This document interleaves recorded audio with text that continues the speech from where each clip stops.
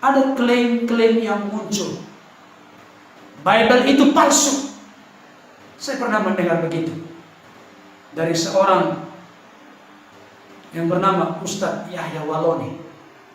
Kalau Bapak Ibu Saudara pergi ke Israel sana, ingin membeli Alkitab, tidak usah ditanya apakah ini Alkitab orang Kristen atau Alkitab orang Yahudi, khususnya Perjanjian Lama.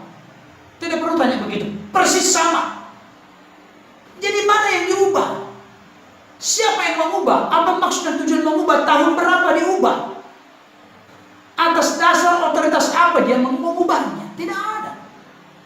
Bahasa asli Alkitab itu sampai sekarang masih ada. Hakikat dialog itu adalah memberi ruang, memberi tempat kepada perbedaan. Saya yang berkoar-koar di TV mengatakan kitab Bible Kristen itu bohong, nggak dilapor-lapor. Saya bukan mengatakan Bible Kristen fiksi, Bible Kristen itu palsu.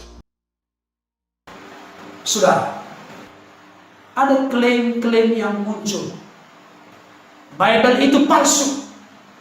Saya pernah mendengar begitu dari seorang yang bernama Ustadz Yahya Waloni. Saya yang berkoar-koar di TV mengatakan kitab Bible Kristen itu bohong, nggak dilapor-lapor. Aneh bin ajaib, ya begitu Saya bukan mengatakan Bible Kristen fiksi, Bible Kristen itu palsu.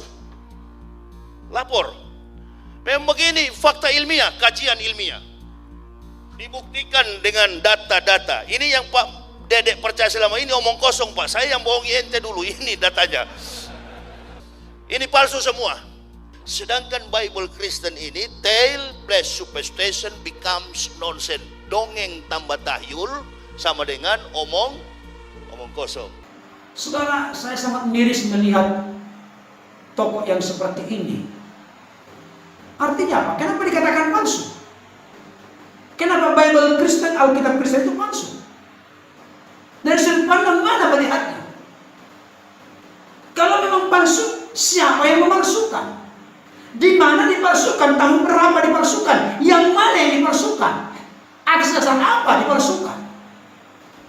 Ini menjadi pertanyaan-pertanyaan yang perlu dilontarkan berkaitan dengan Bible Kristen palsu. Saya kasih tahu kepada saudara, Bible Kristen atau kitab suci agama Kristen, Alkitab, itu tidak ada yang dipalsukan. Apakah maksud dari orang yang mengatakan dipalsukan itu oleh karena adanya banyak terjemahan? Apakah kitab suci Anda juga ada terjemahan? Ada perbedaan kata-kata satu dengan yang lain enggak?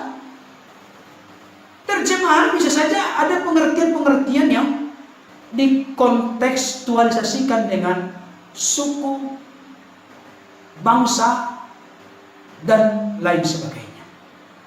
Sehingga lebih tepat, lebih kontekstual dimengerti dalam konteks suku itu. Sebagai contoh, saya masih ingat waktu kecil, saya dari suku Batak, marga saya Nababan. Dulu pernah saya mendengar orang tua mengatakan, iman sebesar biji sesawi. Itu kan tumbuhan yang tumbuh di Israel, Palestina sana. Terus biji sesawi ini supaya dimengerti oleh konteks orang Batak, bukan biji sesawi disebutkan dalam konteks bahasa Batak.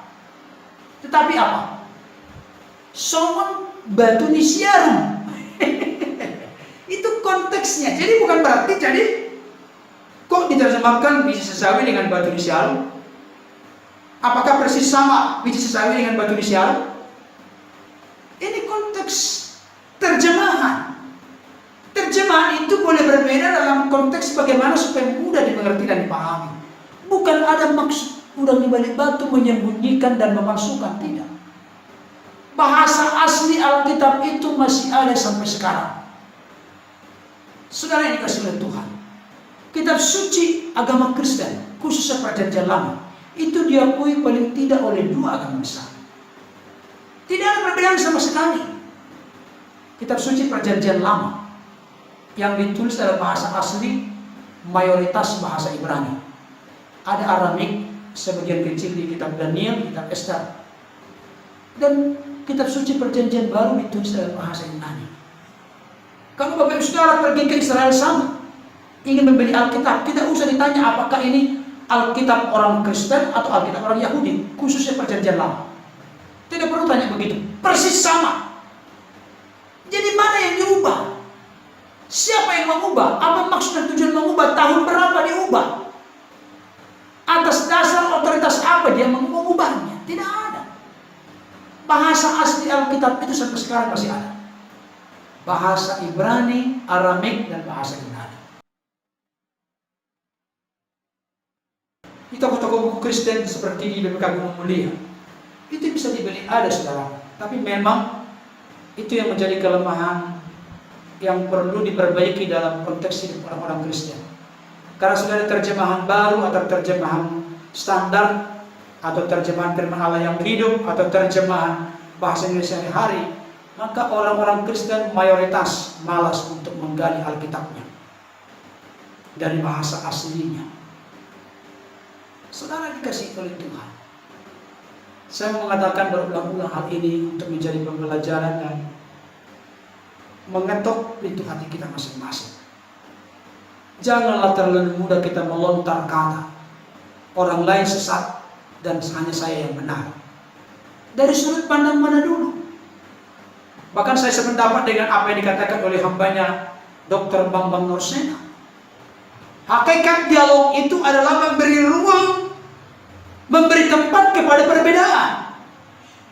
Yang namanya berdialog itu mungkin dari agama A ke agama B ada dialog.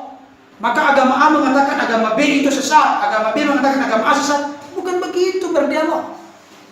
Dialog itu tetap membuka ruang perbedaan satu dengan yang lain.